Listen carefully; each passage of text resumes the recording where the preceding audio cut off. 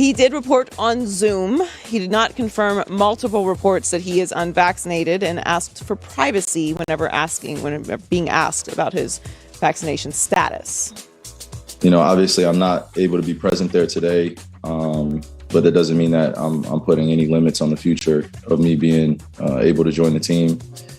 And I just want to keep it that way. So we can keep that private. And if anybody has any further questions about that, please, it'd be the same response. I would like to keep that private. And just please respect that, my privacy.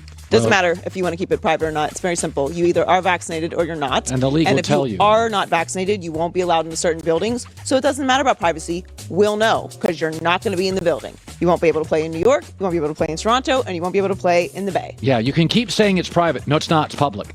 In the NBA, not private. Yeah, in New York and in San Francisco. And Toronto. In Toronto, the buildings will not let an unvaccinated person in. So it doesn't matter about your privacy. The buildings will not let Andrew Wiggins into the Warriors' home games. So get vaccinated or you're letting down your teammates. Instead of hanging out on Reddit boards and believing people who tell you they know what they're talking about. Kyrie's had multiple surgeries. So this whole, I don't trust the science thing,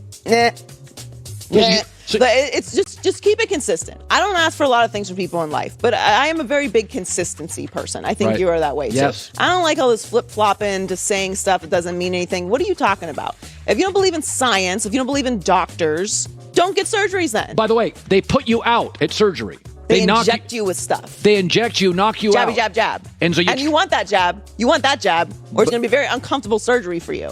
I don't like inconsistency. Everyone's scared, okay? That's not unique to you to have questions about what's happening in the world right now. We're all in that together. But the key word I use there is the world. It's not an American conspiracy. It's not the American government. Every occupied space on planet Earth has been dealing with COVID. So this idea that it's like a private thing is nonsense. And you are letting your team down. They need Kyrie to win a championship. For all this talk about everything that goes on with Kyrie, he's still a great basketball player. They need him to win the championship. Yeah. If he can't play in any home games, any games in New York, any games in Toronto and San Francisco, that is significant. That is a fair question by the media to ask on media day. Yeah. The whole thing is it's crazy. There was a big Rolling Stone article that came out this weekend, and Kareem Abdul-Jabbar, who is pretty much above reproach in every area of life. Kareem is one of the smartest professional athletes in American history. Hands down. One of the most well-read. Also cannot be confused for someone who sticks up for the government. Yeah, no, that's not him. That's not him. He said the NBA should insist that all players and staff are vaccinated or remove them from the team. There's no room for players who are willing to risk the health and lives of their teammates, the staff, and the fans simply because they are unable to grasp the seriousness of the situation or do the necessary research. Yeah, Reddit boards don't count as research. Sorry. Message boards, Kooky Maduki, Newsmax, that's not research. And you're free to make your own choices, but there's consequences to those choices regardless. Right. And, I get it. You took the red pill, but the reality still exists. So the Steelers dropped their second straight game at Heinz Field, losing to the Cincinnati Bengals 24-10. Mike Tomlin, as he is wont to do, did not mince words at his press conference. Hey, let's not sugarcoat it, man. We played poorly today.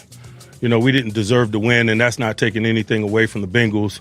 I'm talking about our group and the things that we aspire to do and how we expect to play. We're a 1-2 football team, and so, we got to be better, man. We're not putting ourselves in position to win playing the way we played today. By the way, Ben is the fourth best quarterback in his division by a long shot. Like Joe Burrow is significantly better. Lamar is significantly better, and Baker's better.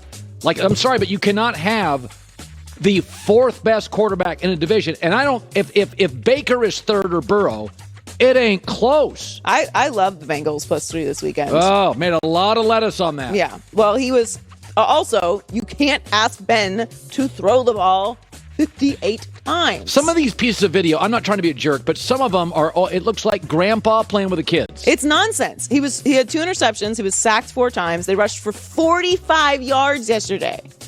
It's impossible. Now watch this throw. To win in that division doing this. Watch this throw. Sorry, radio audience. Yeah, I mean, it's... What is that?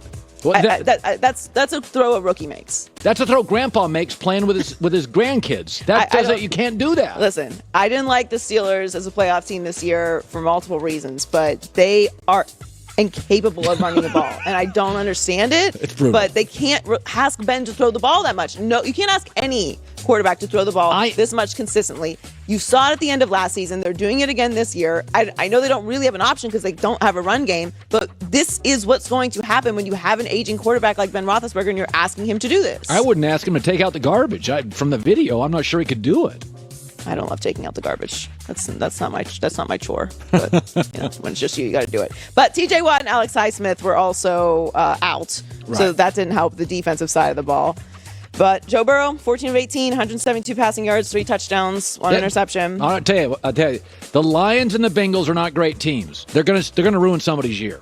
They can both put points on the board. They can just watch the Bengals. You just want to see them develop. Watch them ruin Cleveland's home field advantage in the playoffs or something. The Bengals are a tough out. They are.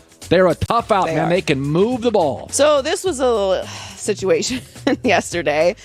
Jaguars kick returner Jamal Agnew now has the longest possible play in NFL history. He returned Matt Prater's missed 68-yard field goal attempt as the first half ended. And here is our very own Gus Johnson with the amazing call. I want to hear this. Matt Prater in to attempt a 68-yarder for NFL history. Got it up. And short. Agnew brings it out of the end zone. Agnew still running. Agnew!